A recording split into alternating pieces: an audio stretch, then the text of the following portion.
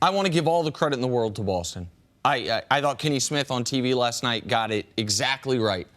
I've never seen a team where the players seem more interchangeable, where you lose Kyrie Irving and Terry Rozier gives you 95% of the production Kyrie Irving was giving you. I've never seen that, where you lose Gordon Hayward 7 minutes into the year, and by the end of the year, Jason Tatum is giving you everything you could have hoped Gordon Hayward would be giving you. That when Marcus Smart went down earlier, Semi Ojeleye steps in and plays that role as well as he can. So Boston deserves an enormous amount of credit from the coach, the GM, to the coach, to the players who have to go out there and execute, and they're undefeated at home these playoffs, so maybe we should have seen them starting off this series well. But the other side of this is, and this is the concern for Philly, is the point C's been making all year long, which is Ben Simmons, as great as he is, he's going to need to learn how to shoot.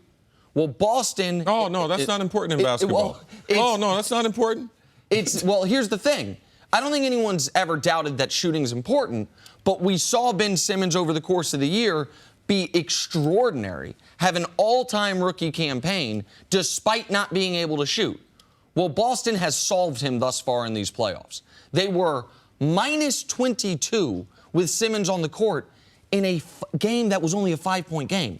So, like, the plus-minuses can be misleading at times, but when the game's only decided by 5 points, and one guy on your team, when he's out there for he played 30 minutes last night, you're outscored by 23, pardon me, not 22. Like, that's the story of the game. The offense ground to a halt when Ben Simmons was out there because of the way the Celtics are guarding him, and that is a concern for Philly no matter where these games are going to be played. Yeah, you can't concentrate on the individual during the season. Collectively, a team is trying to win one game. The scouting report is very, very limited. That's why the playoffs is totally different. So for me, this was the first time that Philadelphia looked like a young team. Not just because the result of the game, not because the way Ben did, but they had a big lead, and they tried to play at a pace. That's the only way the Celtics can get back in the game, is if Philadelphia keeps shooting hurried up, rushed threes. And that's what they did to end the first half. Yep. Like, they just kept shooting shots, just unabated, not even realizing, at some point you have to realize what the game is, the pace of the game. And they didn't think about that. That was the first time this playoff that I've seen that said, wow, that's a young team right there. There was another instance where the coach didn't call a timeout when the Celtics had a run. He thought they would play themselves out of it. But they're a young basketball team. Young basketball teams, it's hard for them to be able to play themselves out of a slump. So those two instances right there, and Ben Simmons and his inability to be able to get the ball in the bucket or play the type of game that they're playing, because Boston has decided this. He can shoot as many jump shots as he wants to. Right. We're going to overplay the three-point line for the other players. Now, if he can dribble past me, which they're playing great positional defense on him, it becomes an issue. Now, you're talking about Ben Simmons can't shoot. He can't shoot outside of 5 feet. Right. And that is real. And you could see that in last night's game. Just real quick to CeCe's point about the run, Philly had a 22-point lead with 6 minutes left in the second quarter. By 3 minutes left in the third quarter, so 15 game minutes, Boston was up 8. It was a 48-18 run. So it's not just coming back from 22. It's erasing that deficit instantly. It is a game that Philly should have been in firm control of at halftime. It was, I think, a 4 or 5 point game at the half, and then Boston had taken an 8-point lead. And they brought the crowd back in. Right, they got the crowd back in, absolutely. I mean, they instantly erased what should have been. You're not supposed to blow 22-point leads in the playoffs, even if you have them early in the game. I want to ask you guys about Sixers head coach Brett Brown and his decision to put Ben Simmons back in when clearly T.J. McConnell was playing great and was far more productive for this Sixers team. Ben Simmons was clearly not playing great. And he puts him back in the fourth quarter, and we saw what happened. Do you have any issue, either of you, with that? No, Jim, that's a legitimate question. But P.J. McConnell's P.J. McConnell. Like, if you, what's his name? TJ. Yeah, when he gets good, you'll get I'll it put right. a P.J. on it. You'll put a TJ on it. All I got you. Go because ahead. there were times during the year you would question, man, why is he in the lineup? Why are they utilizing him? I thought Fultz would take his spot. I thought he would play more in. Now, he did have a burst. He had 5 minutes where he was unconscious. He did help them out. Got rebounds, got 2 quick buckets. But the reality is, Ben's been a star all year. He's a frontline player. He's your franchise. He's one of the faces of your franchise. He's a 6'10" point guard. So, yeah, in real time, you can sit there and nitpick and be like, oh, yeah. But if you've been watching the 76ers and you know who Ben Simmons and what he can do, and you know what PJ can do.